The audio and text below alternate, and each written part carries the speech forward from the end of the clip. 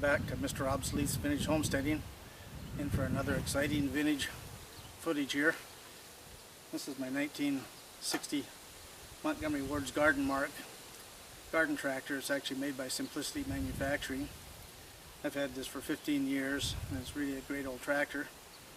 It's 8 horsepower, and even if it's only rated at 8 horsepower, it has enough power that in a hard pull it'll still spin the both back tires. Still has original rotten tires on it. Everything works good on it. The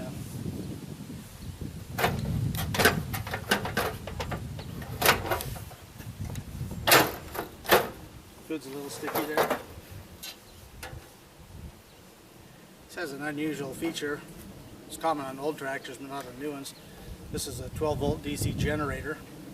It charges a battery, but also when you go to start it, it induces electricity into the field windings, which creates a magnetic field that spins over, and it's actually acts as a starter motor.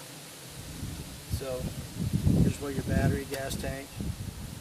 The thing that's nice about these old tractors is that they have a real transmission in them and a heavy duty differential. You basically can't wear them out with the low horsepower that they have. Gearbox and differential are here in the back. The clutch is a simple item on them. Just has a spring-loaded pulley, which you probably can't see, but when you push the pedal down it releases the tension, and just that V-belt is enough to transfer all the power this thing makes and still spin the back tires under hard load. It's very simple, reliable, inexpensive to fix, much better than the new stuff they make today.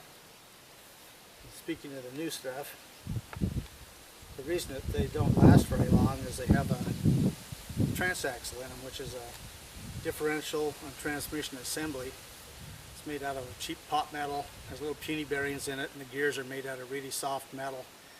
So when you look on Craigslist or places like that, you almost always see them. Just needs a transaxle to be in operating shape again.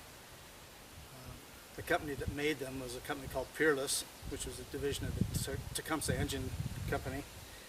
And their theme is, how can we make it cheaper? And that's what they did. Every year they cheapened everything up more and more and more until it basically put them out of business, especially on their engines. The transaxles are still available at Husqvarna. Bought them and hopefully made them a little bit better. But anyway, this thing is solid, it's heavy, powerful for an old tractor. Here's a little bit of history on it. The main company goes way back to the 1870s, but the one that we're interested in started in 1922, and they expanded and they're making farm tools and different things. In 1937 they made their first walk-behind garden tractor, and they expanded on it. They had a lot of implements and stuff, very successful with it. In 1957 they came out with what's called the Wonder Boy. It was a riding lawnmower.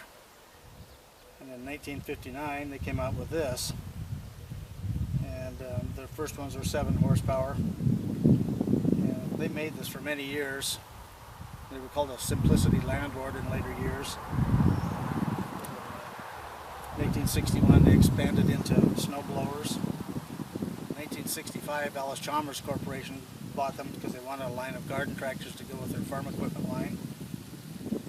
It lasted for a while. In 1985, when Alice Chalmers went bankrupt, the employee stock owners purchased the company, and then they bought other companies up over the years. Snapper was one of them, and quite a few others. In 2002, they bought Snapper, which was a big competitor, and the name's still around, but this is basically the same product, different paint on it. And they expanded their market share tremendously and stuff, and late 2004 they were purchased by Briggs & Stratton, who still owns them today. Okay, I just wanted to show how easy this thing is to start. I turn on the fuel, turn on the key, set the choke, set the throttle, and just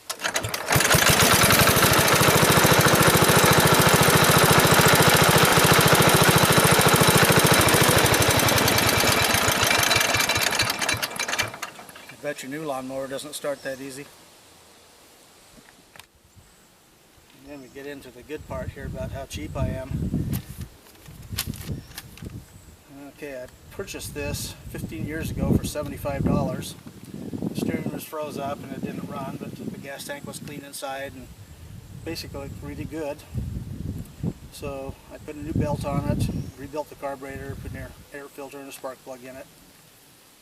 And so that was $121, and so it's a big expense. It cost me $8 a year to own it.